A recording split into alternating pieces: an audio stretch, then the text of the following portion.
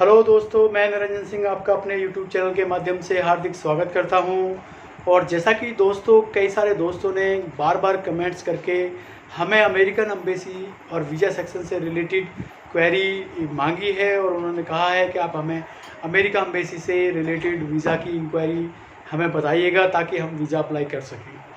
तो दोस्तों, जैसा कि आपने कहा है वैसा ही मैं आपको बताना चाहता हूं कि अमेरिकन एम्बेसी जनवरी 2021 तक खुलने के चांस हैं।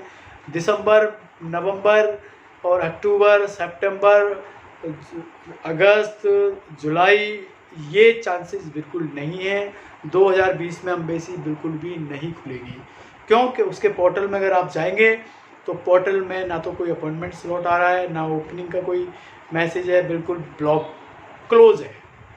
तो आइए हम अपने YouTube चैनल के माध्यम से आपको बहुत अच्छी क्वेरीज लेकर आए हैं और ये भी निश्चित बताना चाहता हूँ कि अमेरिका का वीज़ा बिल्कुल टफ नहीं है। सिर्फ आपको दो काम करने हैं। एक तो वर्बली जो DS 160 हम भरते हैं उसकी जानकारी आपको होनी चाहिए कि DS 160 फॉर्म होता क्या है। DS 160 आपके अबाउट योर सेल्फ है, वो आपके बारे में फिल करना होता है कि आप क्या हैं, कौन हैं, क्यों अमेरिका जाना चाहते हैं, कहाँ पर रुकेंगे, क्या आपके सोर्स हैं, कितने दिन के लिए आप जाना चाहते हैं। वही आपकी जो डेप्थ है वही आपको DS 160 फॉर्म में फिल करनी होती है। जब आप DS 160 किसी अच्छे कंसल्टेंट या किसी अच्छे वीज़ा एजेंट से आप फाइल कराते हैं तो उसमें 50% आपका वीज़ा DS 160 पर ही डिपेंड करता है। अगर आपकी फ़ाइल सटीक और DS 160 एकदम आंसरेबल है, क्लियर कट है, तो आपको 50% वीज़ा मान लेना कि आपका लग चुका है और 50% आपका वीज़ा डिपेंड करता है आपके इंटरव्यू पर। DS 160 और इंटरव्यू ये बहुत ही जेन्युइन होने चाहिए, सटीक होने चाहिए। वही जानकारी मैं आपको अपने YouTube चैनल के माध्यम से दूंगा। दोस्तों, आप इसको, अगर आप मेरे YouTube चैनल के लिए बिल्कुल नए हैं, आज तक आपने मेरा YouTube चैनल देखा ही नहीं है, सब्सक्राइब ज़रूर करें ताकि आपको नेक्स्ट आगामी वीडियो वीज़ा से रिलेटेड आपको मिलती रहे। दोस्तों, आइए मैं आपको बताना चाहता हूँ DS 160 आप फिल करिएगा अपने पासपोर्ट की पूरी क्वेरीज। कोई वर्ड टू वर्ड होना चाहिए, कोई इनकम्प्लीट एड्रेस ना रह जाए। आपकी ईमेल आईडी, आपका फ़ोन नंबर, आपके होटल्स का नाम जहाँ पर आप अमेरिका में स्टे करेंगे, नंबर ऑफ़ डेज़, कौन सा कैरियर आप चूज़ कर रहे हैं, अमेरिकन एयरलाइंस से जा रहे हैं, ब्रिटिश एयरवेज से जा रहे हैं, एयर इंडिया से जा रहे हैं, वो एयरलाइंस का उसमें नंबर भी डाला जाता है और उसकी डेटेड क्या है, कब आप जाएंगे, कब वापस आएंगे, how many days you will be stay in America. वो सारी चीज़ें उस DS 160 में भरने के बाद फिर अमेरिकन का एक कंफर्मेशन नंबर स्लॉट निकलता है। उसमें आता है फ़ीस के लिए अपडेशन कि आपकी फ़ाइल तो चालान तो भर के, फ़ाइल तो आपकी सिलेक्ट हो जमा हो गई है, लेकिन आप तभी मान्य होंगे जब आप उसमें फ़ीस पे करेंगे।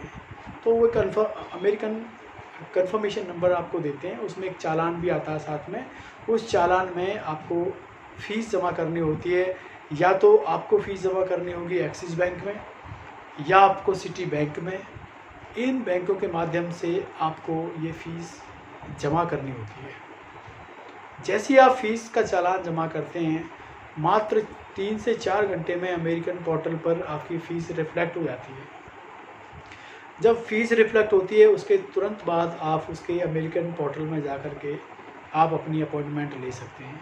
अपॉइंटमेंट में 2 तरीके की अपॉइंटमेंट आती हैं, एक बायोमेट्रिक होती है और दूसरी होती है इंटरव्यू अपॉइंटमेंट। उसमें निश्चित होता है कि आपको इतने बजे इंटरव्यू के लिए जाना है और इतने बजे बायोमेट्रिक के लिए जाना है। पहले बायोमेट्रिक होता है, देन इंटरव्यू होता है।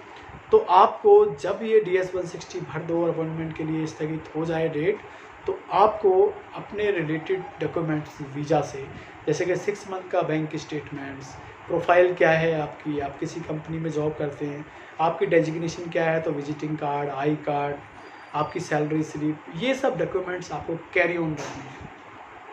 6 मंथ का बैंक स्टेटमेंट रखना है, इनकम टैक्स रखना है, सैलरी स्लिप रखनी है, एंटरप्रेन्योर या बिजनेसमैन हो तो कंपनी की रिटर्न रखनी है।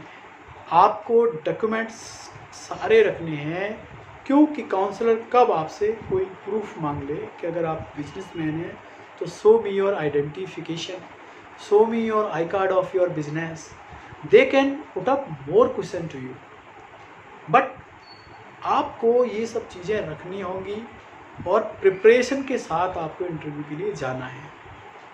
वो बात की बात है कि वो आपसे काउंसलर क्या पूछेगा, लेकिन अपनी तरफ से कोई डॉक्यूमेंट्स इनकम्प्लीट नहीं होना चाहिए।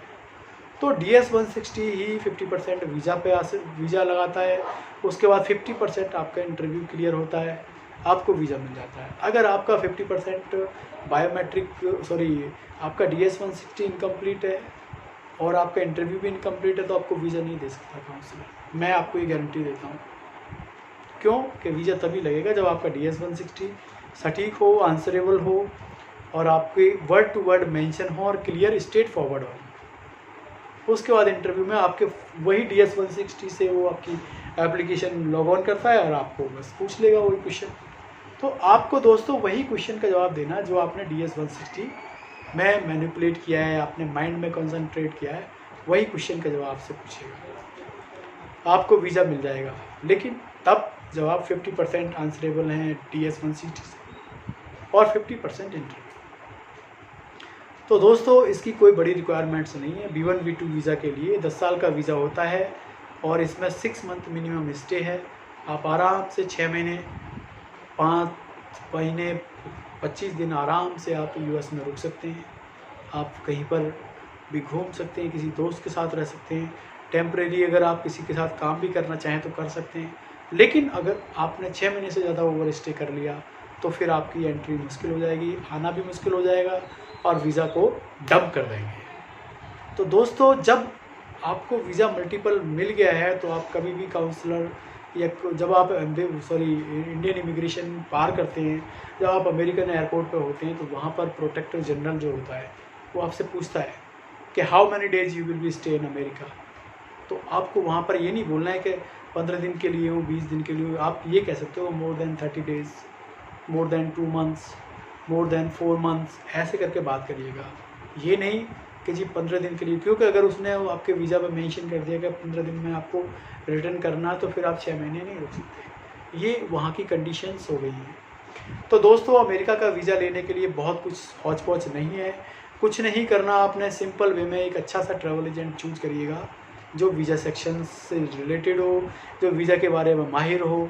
ऑन रोड चलते फिरते किसी एजेंट को फ़ाइल ना दें। आप हमेशा सीटिंग एजेंट से कांटेक्ट करें, सीटिंग एजेंट के साथ फ़ाइल कराएं, सीटिंग एजेंट के साथ सबमिशन कराएं, एप्लीकेशन रेडी कराएं, इंटरव्यू के लिए प्रिपरेशन लें, फ़ाइल के लिए प्रिपरेशन लें। आप लोकल किसी चलते फिरते एजेंट के साथ डील ना करें। अगर आपको मेरी बात पसंद आती है या मेरा नेचर पसंद आता है या मेरी जो सर्विसेज हैं आपको पसंद आती हैं तो डिस्क्रिप्शंस में मेरा मोबाइल नंबर इज़ देयर, आप मुझे भी कांटेक्ट कर सकते हैं किसी भी एम्बेसी के वीज़ा सेक्शन के लिए। ज़रूरी नहीं है कि आप अमेरिका के लिए बात करो, ऑल ओवर द वर्ल्ड कोई भी कंट्री के लिए आप मेरे से एडवाइस ले सकते हैं, कंसल्टेंसी ले सकते हैं। I am 24/7 available for you. आप मुझे किसी भी वीज़ा से रिलेटेड क्वेरीज़ आप मेल के माध्यम से, कंपनी में आकर के, मेरे फ़ोन पे बात करके, व्हाट्सएप के थ्रू मेरे से बात कर सकते हैं, इंस्टाग्राम पे मेरे से बात कर सकते हैं, फेसबुक पे मेरे से बात कर सकते हैं, ट्विटर हैंडलिंग पे मेरे से बात कर सकते हैं। मैं आपके साथ हूँ। बस आपका वीज़ा लगना चाहिए, आपका काम होना चाहिए दोस्तों।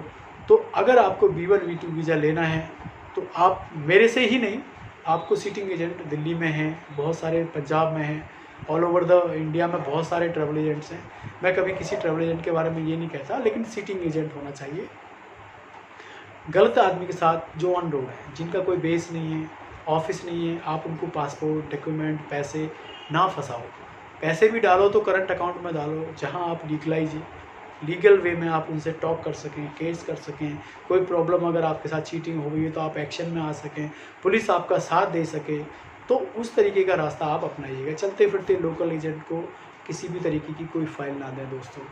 तो मैंने आज आपको बताया कि B1 B2 वीज़ा एक सिंपल है,